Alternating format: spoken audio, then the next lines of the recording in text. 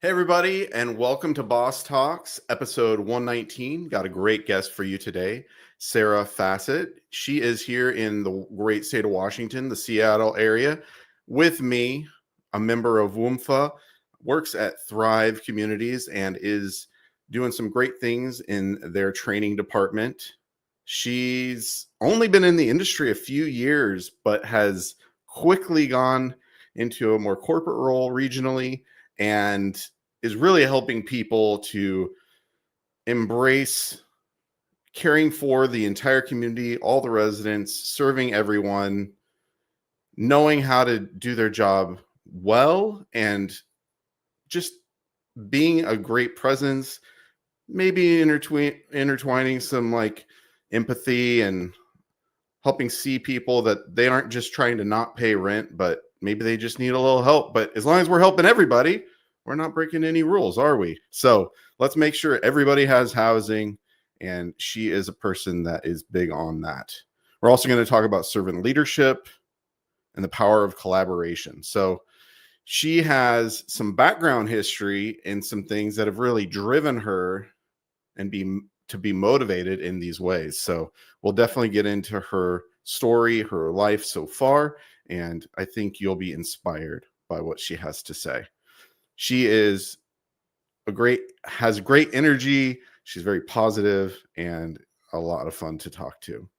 So we'll get there soon, but today that's going to be who we're talking to. And again, I'm your host, Evan Happel with Community Boss. We have a great solution for you when it comes to managing your physical spaces. We have some software that helps you manage parking, amenities, and mapping, generate some revenue for your communities, and just make it a better experience for all that live there. So if you have any questions about that, I'd love to help you, direct you. So reach out and we'll make it happen. But today, again, it's about Sarah. So let's get to it. Hello. So happy to be here with you, Evan. I have seen so many of these sessions, so I'm so excited to be the boss of the week. Yes, I appreciate having you here. And I mean, you are still a fairly young person, I will say. Yeah. But you have jumped in, embraced this world of multifamily head on. You have, yes, worked on site, but what were you there like 2 years? 3? Yeah. So I got into multifamily housing about, I'd say 3.5 years ago. I'm a few months away from, in June, I will be hitting my 4-year mark with Thrive and in the industry. But I started as a leasing consultant, right? I had no experience in multifamily housing. I had someone say, I think you'd be a great fit for this role. You have a lot of energy. And so I started in leasing, quickly grew from a leasing agent after 6 months, stepped into the assistant manager role. I was already kind of getting my hands into financials because I love the big picture with financials. I studied marketing at Seattle U, so I had a ton of accounting classes that I had taken. So I just wanted to really get involved. And, I ended up spending 2.5 years, or just about 2 years, in that role as an assistant manager because I had the best team anyone could ever ask for. I had an amazing community manager. My maintenance was phenomenal. I didn't want to leave. But there's a moment, and there's a moment in everyone's life that you reflect and ask yourself, I need more out of this, and I can handle more. And I think that was that moment that I stepped into a community manager position. And I was I ended up doing some phenomenal things at another community and taking on my own team for about 8 months until another opportunity came up. And I realized, even though I was still finding all the ways to be engaged as a community manager, I got the chance to really step into another role as a regional trainer. And I was actually just applying to be a mentor. And then I was like, hey, I know I don't qualify for this, but maybe we can have a discussion about the future. And our director of learning and development loved that conversation. And it really just set the pace for the past 6 months, and I guess 7 since I've been on this team. But I get I had one of my longest standing residents say, well, why are you leaving us? We have 150 households. We need you. And to me, it was like, I could either have this opportunity to help my residents, which I loved, and build my team, or I could continue to bring the things that I learned, both in my phenomenal environment at Rainier Point and then bringing it to my new community, I could bring all of that and impact all of our teams at Thrive and in the greater industry. And, Thrive manages close to 25,000 homes. So I get the opportunity to impact all of those experiences as well. So it's been the best 4 years of my life ever since joining property management. Really, truly. Yeah. Well, and I applaud you for taking it on and taking it seriously and taking every opportunity that's come your way, because, that's not everybody's attitude towards it. Right. Many people jump into this job and are like, yeah, this is like temporary. This isn't my career. And then they realize after a few years, like, oh, I guess this is probably my career. Right. Right. And I think, your career is what you make it. So it's important to know that I could have stayed in some positions. I'm fortunate to have not only some confidence to believe in myself, to know that I can achieve more, but I also had a lot of people investing in me and seeing me, and truly, that's something that we've had the opportunity to talk about, Evan, is like truly seeing someone and what that means. And I think that the mentors that I've had have exceeded that expectation by far. So I've had the opportunity to truly grow in every position that I've had because of the phenomenal mentors that I've been blessed with. Yeah, that's great. Well, we already have, I'm not sure if you're seeing it, but yeah. If you click on comments. Oh, yeah. We got Katie Wade in here, my first community manager, the first person to ever see me truly in this industry. And so I'm like not going to cry. I cried for hours leaving that property and that team. They are the entire reason that I show up the way that I do and put so much energy, passion, and, commitment into every day, that whether I'm on site or I'm helping someone one-on-one with training. So thank you, Katie, for being here. Heather, Leah, so happy to have you guys here. Thank you, Astrid. Yeah, thanks, guys. Yeah, I don't know if you know Leah. She was a past guest on Boss Talks. She is currently in Florida, actually. When I first met her, she was in Louisiana, and then all over the place. But she has been in property management for a long time. She's a great person to know, and a huge reason why I've had so many great guests here on Boss Talks. So, well, Leah, let's connect on LinkedIn. We know what it is. So that's right. Well, before we go any further in hearing your story and kind of your motivations, I have a few questions I'd like to ask. Yeah. First question is, in your time on site and really beyond, parking is actually one of those topics that people, they know in their heart of hearts that it's a big deal, but maybe they want to ignore it. I love to ask my guests about any stories or tips that they have around parking in their experience on site. Yeah, absolutely. I have two completely different experiences in terms of parking at my own, the communities that I was at.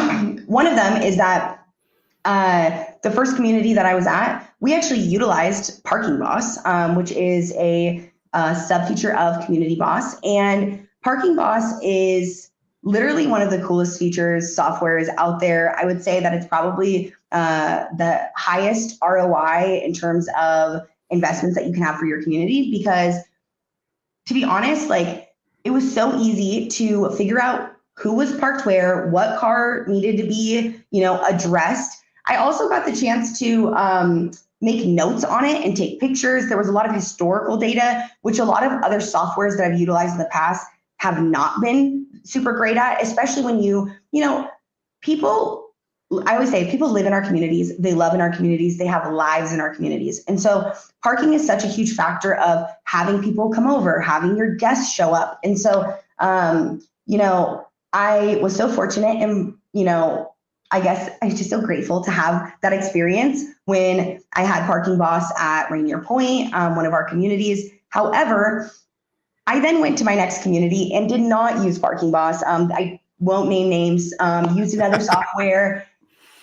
Yeah, it was not fun. I love being able to give someone their decal right away. I felt like, Parking Boss made it so easy that they would send us our own, templates. We would give them out. We would just then charge that feedback to residents when they moved in or got a new decal. So I felt like there was a lot of ease to it where we didn't have to, have someone reach out to a third party to go and try to get, certified, and then we can't see them in our parking lot. So it also just then situations like that led to a mistrust with management. It also, with our residents, it also made it sometimes a hassle. Whereas, it's so quick and easy to sign up your guest on Parking Boss. If they were here before, it's quick and easy to remember their information and just log it. So there were a lot of challenges that I had not utilizing that service to the point that I'm like, maybe we just need spreadsheets. But the last thing that we want in property management is more spreadsheets, right? I don't need more spreadsheets. I just need a service that works well for me and is really, they're not only for the site team, but also there for residents. So I just felt like, I think parking's a huge topic in property management, especially when you don't have enough parking. That's always stressful as well. But being able to truly manage it like a pro and like a boss makes a huge difference. It takes just so much weight and pressure off of you. So those are some of my experiences with parking specifically. Did I work Parking Boss into our budget for the following year? Yeah, maybe. Yeah. So, and I think it's important, right? And so everyone has sometimes their preferences at the end of the day, but having softwares that work not only for the site teams, but also for residents makes a huge difference when everyone's involved. Yeah. I mean, I didn't expect a commercial. Sorry, everyone. That wasn't pre-planned. I'm like, no, I'm actually just really passionate. I still have a login, so. Yeah, I didn't know how long you had any exposure to Parking Boss. So that's great. Thanks for that feedback and the love. Yeah. I really do appreciate that. Anybody has any questions? I was able to actually find you and do connections. So if you have additional questions or, parking is too much of a hassle at your community, can you just please work it into the budget, talk to the pros. So I think that's huge. And you guys will be at EdCon this year as well. So I know that their booth is always filled with amazing people that are quick to answer questions. So yes, definitely. I'll even have a session. Sarah, you're presenting, and we'll speak on that a little bit. And so am I. So I'm doing it with a few others, Victoria Cowart and Misty Rowell, who used to actually work for Thrive as well back in a few years ago, doing her own thing now. And both of those people were also guests on Boss Talks. So, awesome. So I got connected to them. So super excited. All right.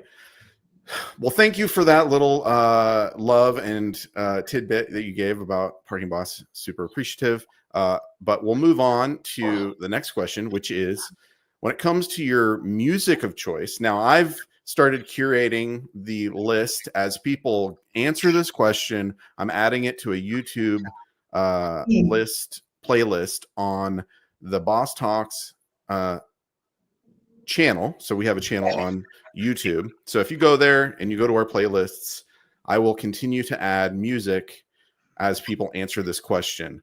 So Sarah, what is that music or song that you go to motivate you, to get you going, to inspire you?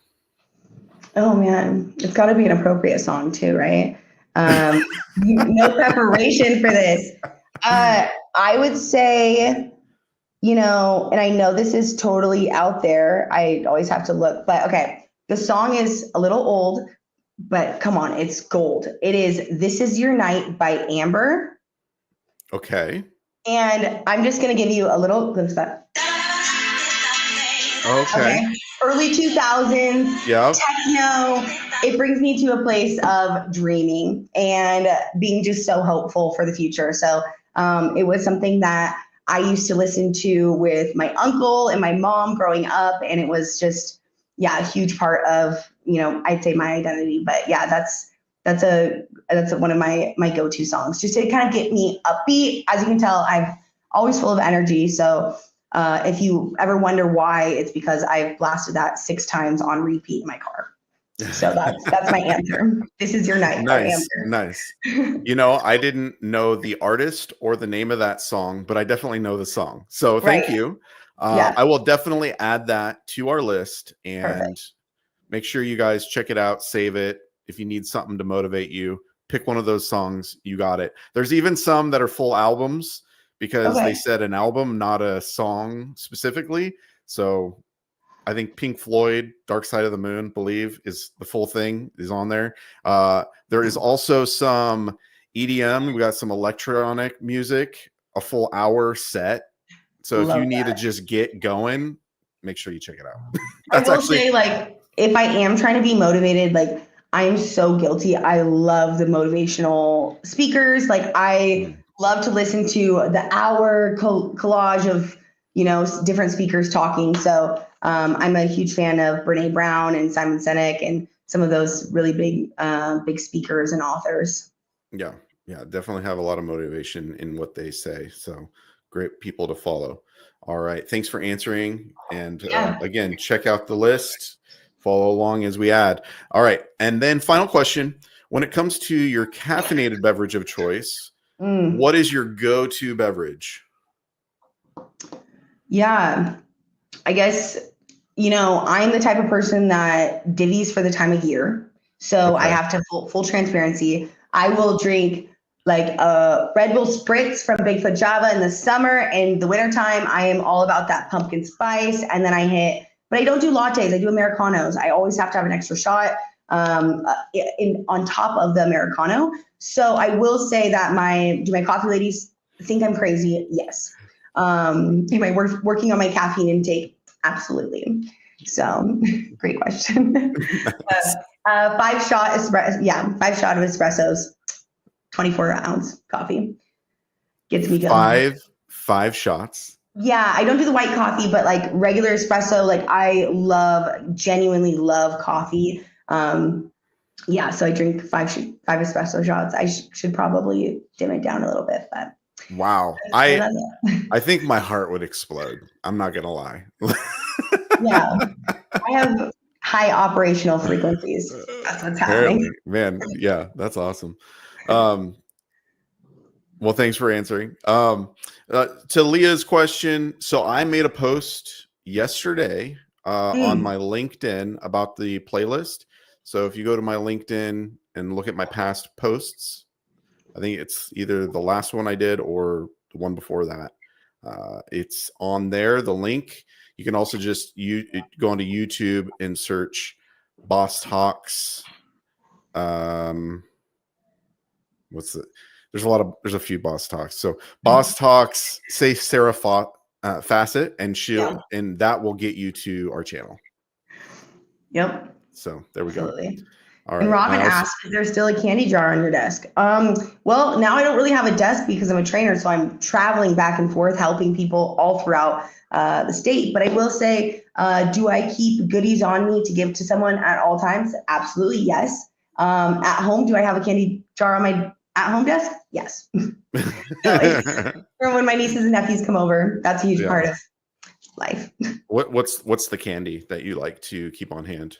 Yeah, I like to have Reese's, like the thin ones, the thin Reese's, dark chocolate, ideally, or just like the nice bag of, commercial whatever of whatever holiday that we're having. Okay. A bunch of Halloween candy. You answered correctly with the peanut butter cups. So good job. We're all on the same page. The thins though, the thins. Yeah, I just recently had a thin. It was good. It's a little more proportional. Sometimes the peanut butter is a little more too much compared to the chocolate and such like that. That's a good point. Mm-hmm. Yeah. I've had all the different types of peanut butter cups. So yeah, I don't know about the ones with M&Ms or, like the Reese's pieces in it. Yeah. I'm sure about that texture wise, but it's outside of Reese's, but the M&M peanut butter M&Ms are super good. I enjoy those. Yeah, not with the peanuts in them, but the peanut butter. The peanut butter in them. Yeah. Clarity. I appreciate that. Yeah. Absolutely. Well, thanks for answering. Okay. So we've gotten through the questions. Now we're going to get right back to you. And I'd love for you to share more of your story, things that have motivated you, and honestly, so much that you've overcome. In the midst of that, you've continued to push forward and still maintain a positive outlook and attitude. And I mean, share with people some of your story. Yeah. So, I mean, I feel like, I'm 28. I've had it feels like a long life so far. I know a lot of people would say that I'm still young per se. I still have some time in my 20s, but I often think that my story of resilience, it started in my childhood, and there was a lot of setbacks, things that happened that were just made it unsteady, right? And to no fault to anyone's own, but life happens, right? Like also, I think that there's like a huge movement of getting away from like just blaming our parents. We are, our parents are human too. They also have experiences. They're also unique individuals that feel and can react to things, right? So when I was 15 years old, I had 3 older brothers living with my dad, and at the time, my mom had experienced a tremendous level of hardship that made it impossible for her to be present in our lives. And so she was experiencing homelessness at the time. Though, both my parents then were on disability. They both were getting funds from Social Security. And so for me, I was like, I have to make it. I have to make it. I've got to do something with my life. And at 15 years old, I was telling my dad, hey, I'm planning to go to college. They're talking about this thing called Running Start. I want to go to college. My dad was not very much of an optimistic guy. He was very pessimistic. And maybe I'm the opposite of my dad in that way. And that's why I show up the way I do. But he told me, no, absolutely not. You will not go to college at all. We do not have funds for that. That's not in the cards for us. And I decided to schedule a meeting in 10th grade with the principal of my school to say, I want to strategize how I can go to college. And my dad said, we can't afford it. We can't pay for it. I want to pay for it. What do I have to do? Who do I have to reach out to? Who do I have to convince that I am worthy of going to school? And I think at the time, I think he was just concerned that we weren't going to make it. He's like, Sarah, just go do sales. You're really good at sales. Just make it happen. But I knew that at the time that a college degree would give me some competitive edge later on in life. And, and I also love learning. I've always really admired being in the classroom. I love asking questions. I consider myself a lifelong learner. I'm never done learning just because I graduated with my degree. That same summer, my grandpa fell ill with cancer. We were all over the place trying to navigate that. And I had a bad shoulder ache. I did not know what was going on in my shoulder. After about 2 months, we decided to go see my primary, came back finding out that I had a tumor in my collarbone. And less than a month later, I found out that I was diagnosed with a really rare form of blood cancer. And at the time, they were like, we don't know if it's a cancer. Is it an autoimmune? All I knew is that I was at Seattle Children's, and there was a 13-year-old girl next to me. So I'm a few years older than her. And she was not going through it okay. I had just had surgery. It wasn't, I was recovering pretty well. And she was going through something really, really hard. And, there was to the point that she was not making it. And it was really hard on our family. And it was just kind of like that moment that I then realized the gravity of my situation, that my grandpa just passed with cancer. A week later, I get diagnosed with it. And all while I'm trying to test into Tacoma Community College to go after my associate's degree. So how am I navigating all of this while still being told, you can't do it, you can't do it? So I find out that I'm going through chemo. They said I had to go on for 15 months. And I went through chemo, that round with 4-year-olds next to me. I was at Seattle Children's Hospital. At that point in time, I turned 16 and I'm like, hey, I'm blessed. I am so grateful. I'm here. I'm responding well to chemo. The people around me were not. So it was really hard for me later in life for people to look at me and say, oh my God, how are you not, crumbling under these circumstances? And I'm like thinking of Zariah and Penny and the sweet children that were next to me that fought as hard as I did and were not making it. And so, for me, it was like, I needed to just continue to strive however I could. And my school gave me a scholarship to my high school, gave me a scholarship to go to driver's ed. I pretty much begged them. I said, I want to go to college, please. Will you let me go? And, you know, despite my dad's apprehensions, I ended up getting into Tacoma Community College, continuing my education. And the year after I graduated with high school, I all of a sudden, you know, got into it with my dad. My dad didn't have a lot of the same good habits. You know, he had a really bad opiate addiction. And so it was tearing our family apart out of full transparency, right? And so I was like, I have to take a stand for this. I then became homeless, chosenly, because I refused to be in a home where drug abuse was happening. And months later, my dad ended up passing. And he passed on a Monday, and Friday I had to go back in for talk to my oncologist, and they found a $half sized tumor in the front of my skull. And it was kind of like, what am I doing now? While I'm now having to convince Tacoma Community College, please keep my funding. I want to come back, but right now I'm actually homeless. It wasn't now by choice. It was now that we're getting everything out of this house and I have nowhere to go. So I was fortunate that, you know, I had some family members that allowed me to stay in their guest bedrooms and support me during probably the hardest time of my life. You know, this is all titanium. So this is, you can kind of see my zigzag scar across, but I had a full craniectomy, fully removed. And I just kept going. I was able to have my scholarships to get through my associate's degree at TCC. And I then, you know, went in to try to find housing. And the first person that I came across was like, how do I know that you're not going to, he had, you know, known my mom from a previous thing. How do I know you're not going to be like your mom? How do I know that you're not going to be, you know, crazy, or you're not going to be able to pay because you're going through chemo? What?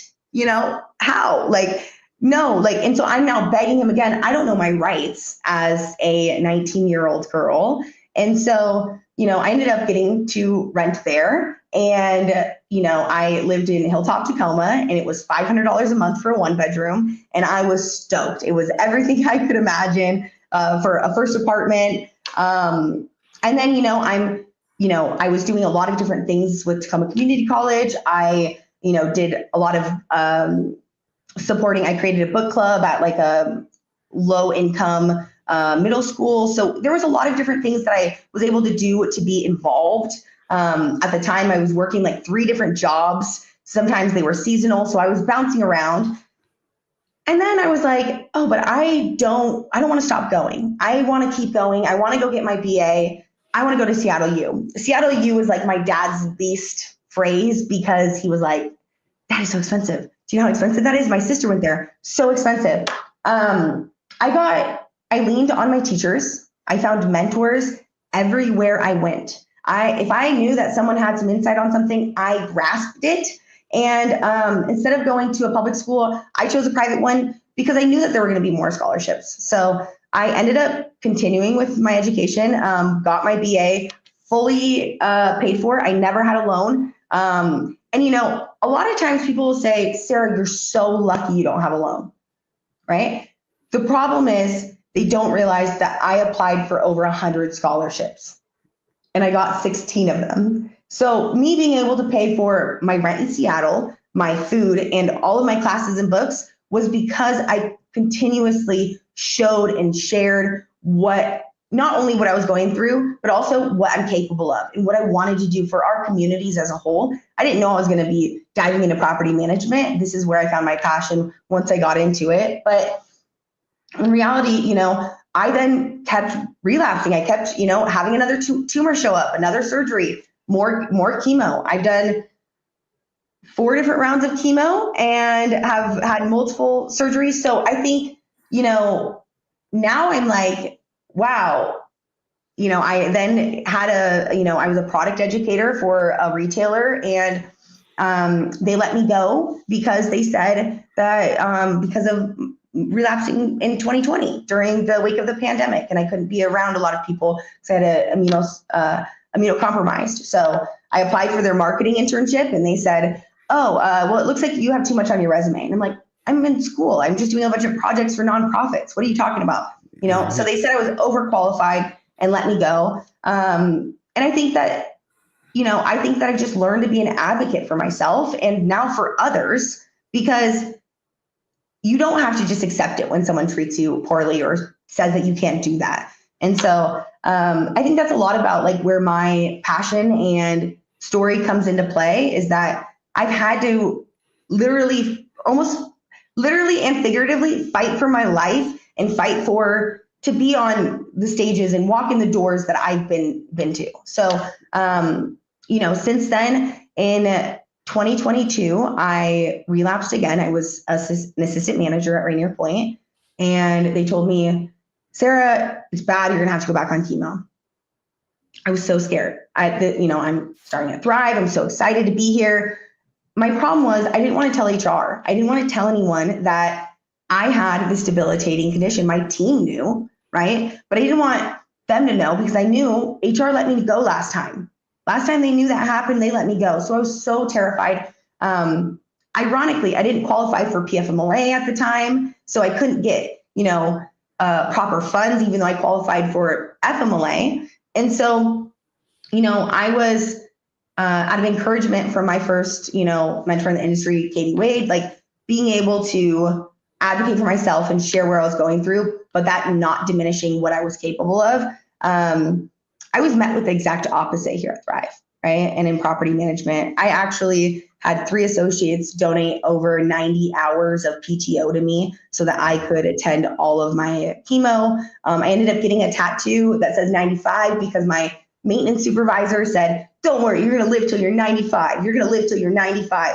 Every time he saw me kind of slightly panicked, and who knows, maybe it was the anxiety, maybe it was the 5 shots of espresso at the end of the day. So, but that's kind of, like in reality now I am the chair of our HR advisory council, which is similar to a DEI committee here at Thrive. And I get the opportunity to advocate for people who have invisible disabilities and have challenges that are sometimes so hard to share. You don't even know how to verbalize them, because you don't want anyone to think less of you or think that you're, oh, you can't take on this extra project. It's like, no, I love the projects. Send me a project.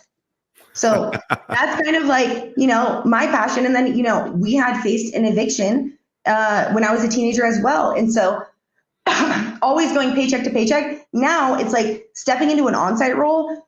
If someone needed help or had, a request, they needed rental assistance, even during the wake of COVID, I got the opportunity to help them. I got the chance to sit down, have a real conversation about what's going on in your life. And by doing that, now I can help you fill out this application because I know what you need. And so, when I was a manager last year, I got the chance to, we had a high delinquency when I took over the property. We saved 6 households from eviction just by seeking rental assistance with them. We didn't say, go figure it out. We said, we got some issues here. We got some past due balance. How are we going to figure this out? Let's collaborate on this. Let's come to a solution. And it wasn't that people want to not pay rent. I think sometimes that's the indication that, residents they don't want to pay. Why aren't they paying? It's like, well, their late fee's $10 due to legislation and their credit card's late fee is $75. You do the math, So I think a lot of it is the legislation aspect of that and understanding, priorities, but also, the reality of we need to be supportive and understanding of what people are going through. And I think that I had some great leaders that just demonstrated that in everything that they did day in and day out. And Katie's a great example of that. And I have the opportunity to learn from her and now share that with others. Yeah, no, that's really great. And can you explain, you said when we first were talking that you were at a community, you went from one to another. They had some big challenges, one of which being delinquency on a lot of rent, a lot of people behind, on the verge of being evicted, but you, instead of evicting them, approached it differently. So you kind of shared it a little bit, but maybe share the statistical portion of it as to how you were able to overcome that. Yeah, I mean, not only that, I know that we also talked about that property ended up having cash flow shortages, right? And so Yeah. we're working on thin means. Vendors are banging down my door. Are a lot of the vendors that I know from the industry are like, Sarah, and I just had to be honest, can't do it right now. I'm figuring it out, and I had to, I get into this community, and everyone had been there for maybe at least a few months. There was a lot of turnover that had happened at that community, causing this 150 units, 90 rolling work orders at any given time, right? So my maintenance team is drowning, literally. And I couldn't just sit and watch them chase after these fires anymore. Not real. We always knock on wood for that in property management. But, they were, if you can paint the picture in your head, figuratively and, in terms of floods, right? Like bouncing between all of these issues constantly. My maintenance supervisor was strapped with capacity, and then we also had an associate, our technician, that maybe just didn't have the best attitude about how he was approaching it, was really upset to even collaborate on it. It just got to a point that everyone was running in every direction that I needed everyone to sit down. And that was actually the catalyst for change that happened at that community, was that we all got to the point that let's all sit down, talk about where we are now and where we want to go. And what does that look like?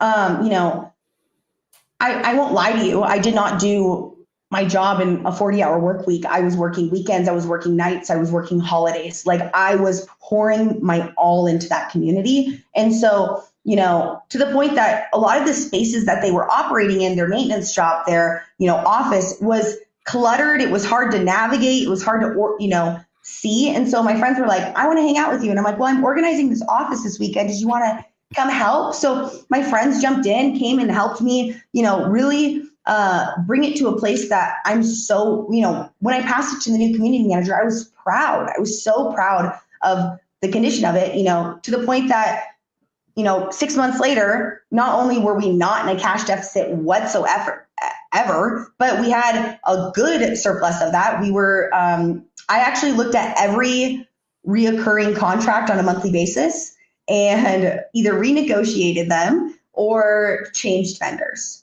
So the way that I did that was I thought, I need to look at these vendors and I need more value out of them. I'm either going to have more value for the same price, or I need a cheaper price for the same value.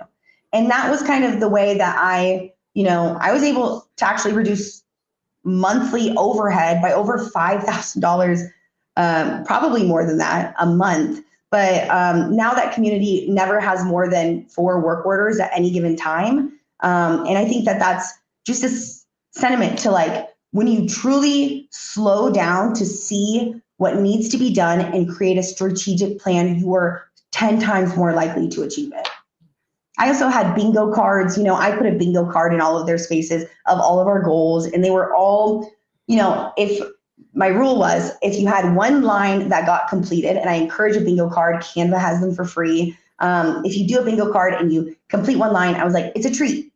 We'll get a treat. We'll get lunch. We'll have coffees. They loved Red Bulls. So I was, I always consider myself as like a kindergarten teacher, right? Like, I'm willing to invest in this as well, so that you get the most out of it. And I was able to really show up for those team members, figure out what their challenges were, and navigate them with them, versus us being at, all of us were running in different directions. We ran towards the goal line together, and, audits weren't passing. Audits are now he got 97%. It came down to our last goal on my last day. I was like, okay, if you pass your audit, which is one of our big items on our bingo card, we'll do something crazy. And he's like, what do you mean? My maintenance supervisor, Terrence, what do you mean we're going to do something crazy? And I was like, well, we're going to do something good. What do you want to do? It's like, what do you mean? And I was like, we could, go to an escape room. We could go skydiving. He's like, skydiving? It's like, yeah. You ever been skydiving? Let's go indoor skydiving. So on my last day at that community, I took my maintenance supervisor indoor skydiving. It was also a day that we just found out that we were part of the Washington Best Workplace with the Puget Sound Business Journal. So the skydiving trip, yes, it was like a few $100s, but it was the difference between our quarterly bonus. I was stoked. I was like, we are going to take this trip together. And yeah, I think it's just, and I think that he's never had an experience like that. And I've never seen him so grateful at the same time. Right. So I think there's magic in being able to work well with others. And I think that that's something that I really harnessed at that community after, leaving such a great team that was so good in that communication department. Yeah. If that answers your question, I think, No, right? yeah. No, I think, I mean, my question, I was just talking about your, how you approach delinquency and stuff, but yeah, I mean, it's the same thing. It's like, instead of my leasing consultant just thinking that their only job is to lease homes, their job was also to see residents. And if residents then fell in their delinquency, I was like, here's the list, call them, see what we can do. Yeah. And so we would go and make calls on a regular basis. Communication is important. And, luckily, I also have had the privilege and honor to be, to build relationships with nonprofits who help with rental assistance, to the point that, instead of just saying, we're going to figure this out and try to send them somewhere, I created those connections early on with a lot of nonprofits and was like, hey, if I have someone that ends up having needs, they're going to run them through their own screening process and do that. But at least I had a next person to give them to.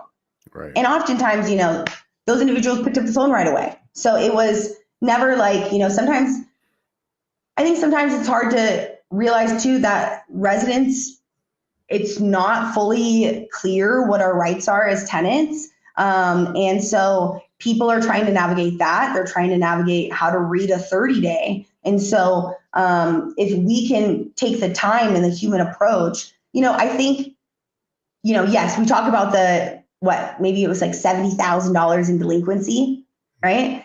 But at the end of the day, like, I focused on people and I knew that numbers were going to follow. And I think that that's really what servant leadership is all about, right? Is like, I don't want to come in and be the hero. That was never my goal. I wanted to come in and create heroes. I wanted to create people that could solve those problems, could think like an owner, and really take that initiative when the time came. Yeah. Yeah. I really appreciate like you taking your own experience and thinking about, you never were in a place where I want to not pay rent. First of all, you were a kid at the time, but well, I knew it happened, right? Yeah. Someone lost their job. I knew we didn't have the funds. Right. And it's like, what that does for a person is it just creates a ongoing problem that they're going to have a challenge of getting housing moving forward. Correct. So, which is the biggest problem, right? It's like, it's not just now. It's like, I'm looking 7 years in the future of like you being able to provide a home, for your family. Yeah. Yeah. And that's, and create less homelessness, right? We don't need more people to be homeless. Right. So, yeah. And I think, I also think that it's quick to say, it's easy to say, oh man, wow, people are homeless. They really don't care. They need to get a job, right? You hear that constantly as a narrative, like people are not doing this. Wow, they use this and that. But like, I think it's important to also understand that people go through things that sometimes break them mentally and physically. And, you end up really getting to know why people are homeless and what that situation is. Like I said, my mom was homeless for 8 years. She's currently writing a book about it, about all of the stories, over 100 stories of individuals that she experienced while being on the streets, both, the good and bad, and funny stories and stories that make you cry. And it's like, it took a long time for my mom to even get a housing voucher. Now she lives at one of our communities, which I'm so grateful for. And she has stable housing. However, I know it's a journey. It's not something that you can just get a caseworker and all of a sudden you have housing. It takes a long time. And to navigate those resources is complicated. So if you don't have a good ally or support system, it becomes even 10 times more difficult. Yeah, for sure. So. Yeah. Well, I appreciate you taking that approach. And, at the end of the day, sometimes it does end in an eviction if they aren't willing to share with you and work with you. Unfortunately, it can end in that. But at Right. the end of And the I mean, day, I think it's giving them important an that we have that opportunity. option. Right, right, right. Or they Yeah, break, lease violations. And it's like, well, that's also not going to benefit the entire community. And yeah, it's like, but if you can have a conversation with someone and have them leave before it turns into an eviction, everyone would prefer that route as well. yeah. Yeah, So, yeah. We um, and I don't even know. Has anything caught up? I mean, I feel like for years it's just been a backup at the courthouses and stuff, because of yeah, I COVID and mean, everything.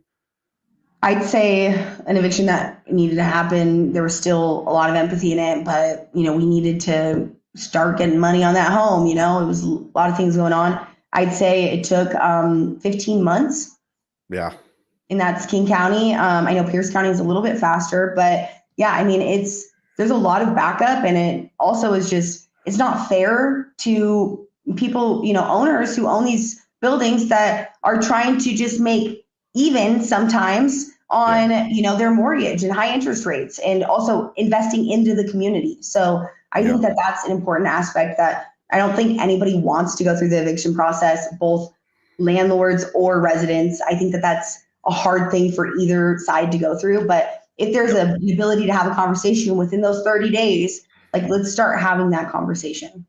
Absolutely. Yeah. No, it's a good approach, good way to handle that kind of thing.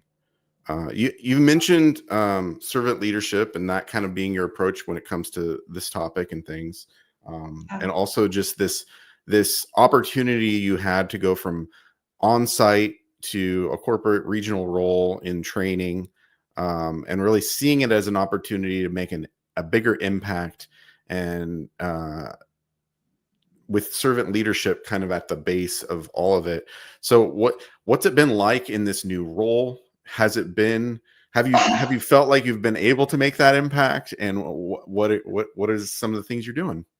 Yeah, absolutely. I think to answer your question, yes, I feel like I have been able to make an impact, an even larger one than I was at the site level. Part of that is that I love facilitating. I love speaking. As you know, I'm excited to speak at EdCon, but being able to, I am the face that our new hires see when they get onboarded. So, you're like starting your first week, and then you have me being like, and this is how we're going to do a tour, and really diving into the leasing side of things. We dive into systems. So like, I love the approach that I teach both soft skills and technical skills. And I love the, I guess, fluidity in that. But when I stepped into the role, my other trainer was on maternity leave. So I was, solo on the admin side for trying to support all of our employees at Thrive, for quite a few months until she got back in November. And I finally took a vacation after 16 months of no vacation time.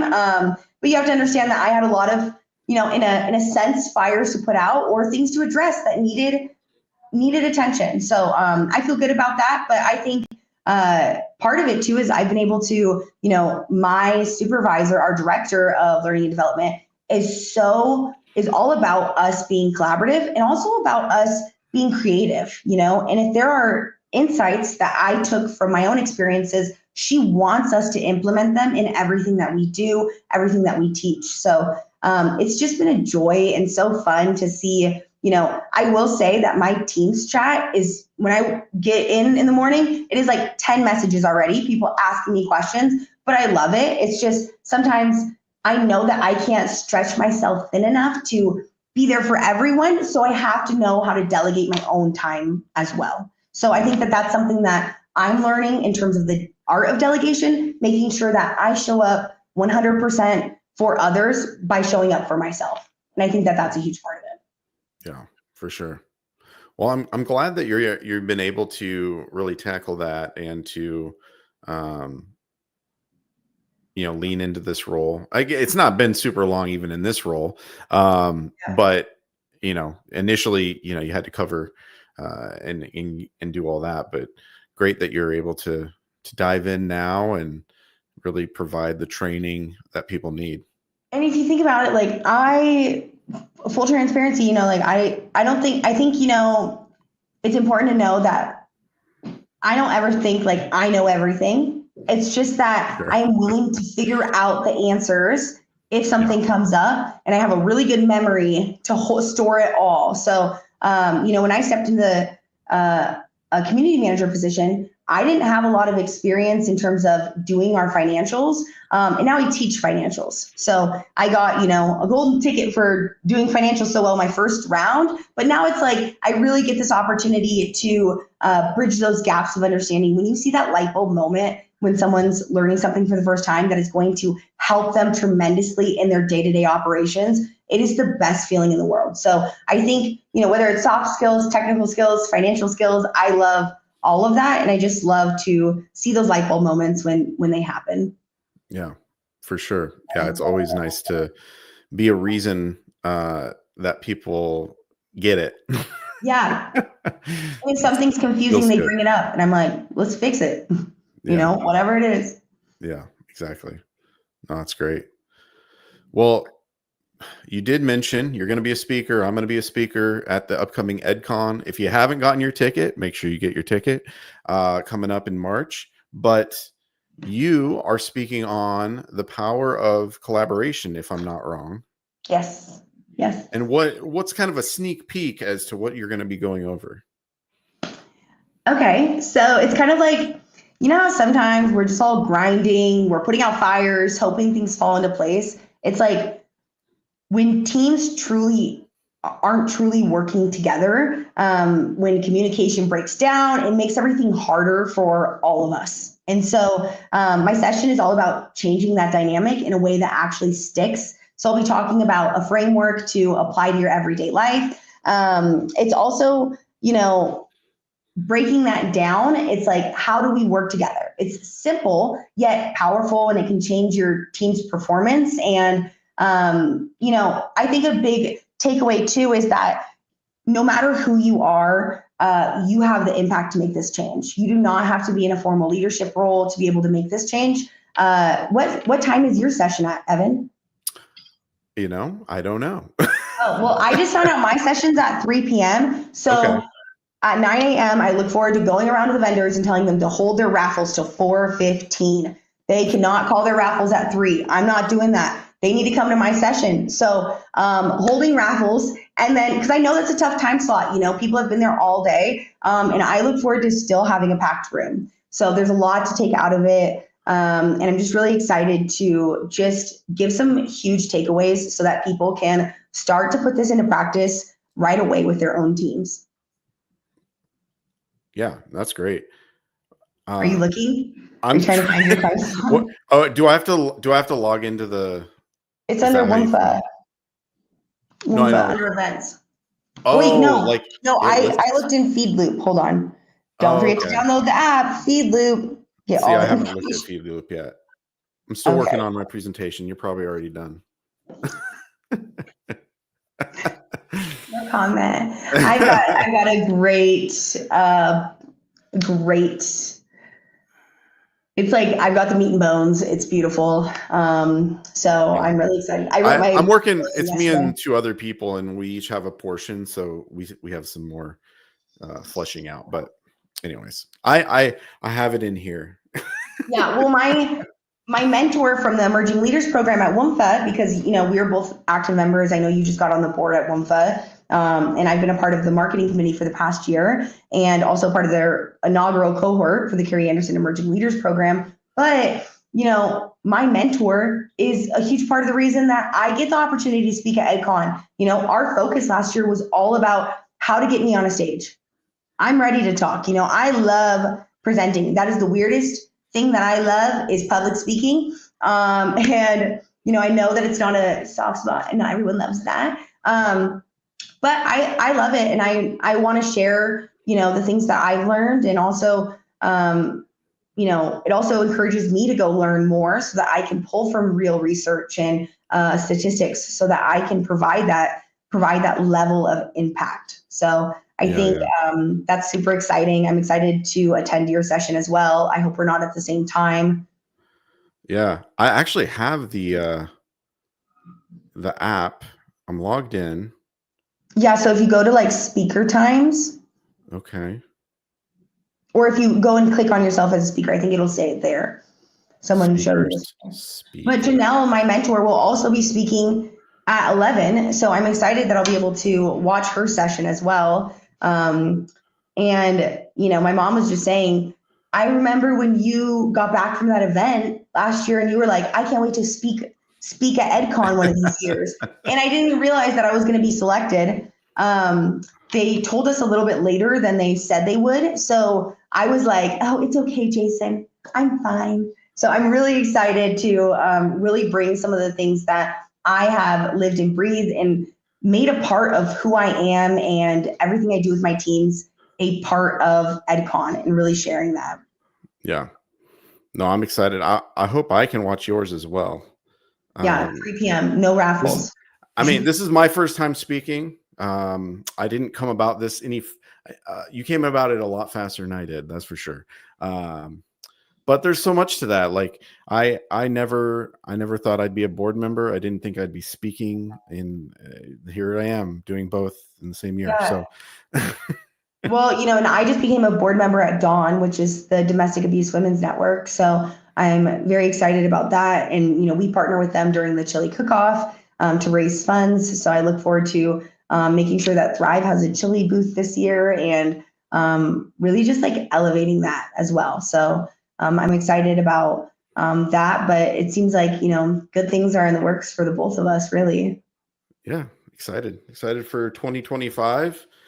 Got to have some bright spots, you know, amongst everything else. And I just so happy to have you on the show today. And I really do hope people check your session out, get your ticket to EdCon. March, is it 13th?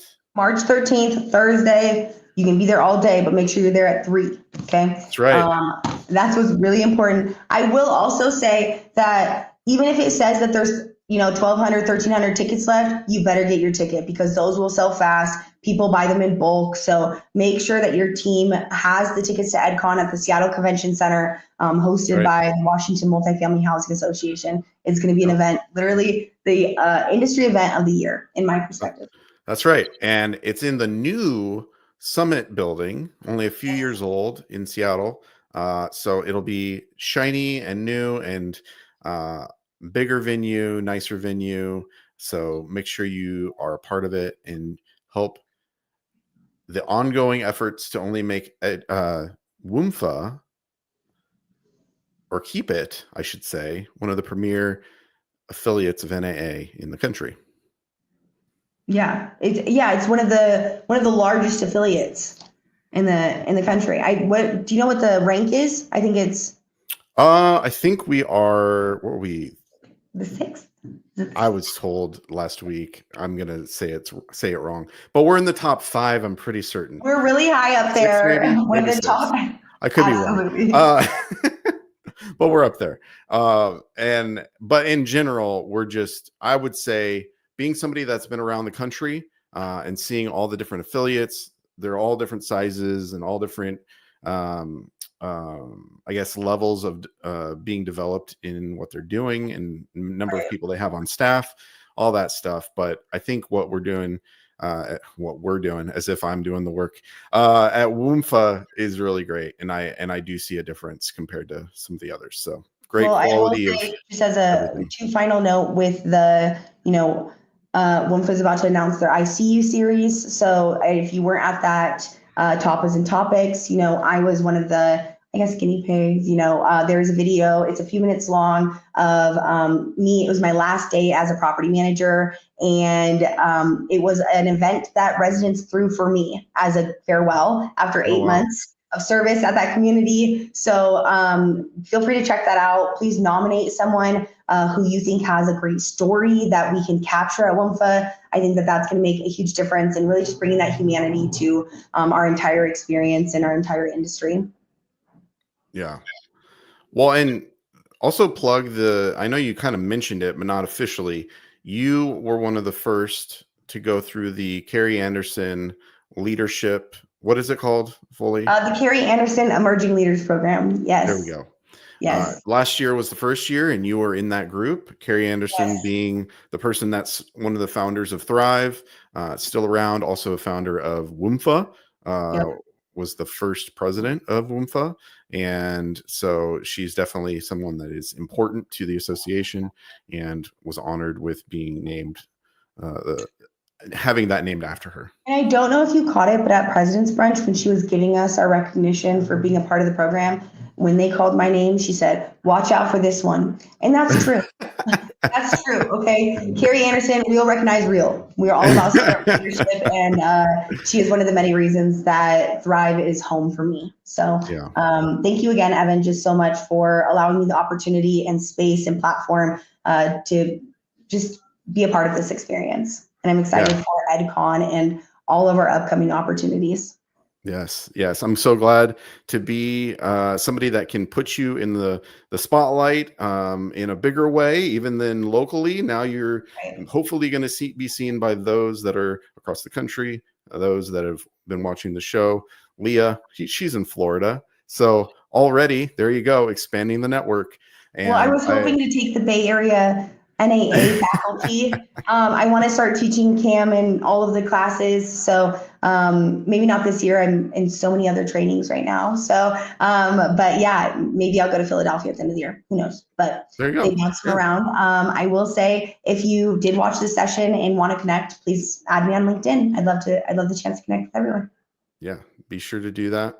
And just like Sarah jumped in and took this opportunity to be on Boss Talks and be the boss of the week, you too can. In fact, if you're listening right now and you want to be on the show, I just happen to have an opening next week. So if you want to be on and you're ready, primed, Wednesday, 12 p.m. Pacific Standard Time, this is the show for you. Let's do it. Reach out to me. I love highlighting all those that are a boss at what they do, meaning they're kicking butt and they're not just bossy, right? We're not talking about bossy. We're talking about doing awesome. So if you are one of those people, I want to showcase you on Boss Talks. So reach out. Let's make it happen. And so next week, I need you. Reach out to me. Let's make it happen. And thanks for watching. Love it. Bye, guys.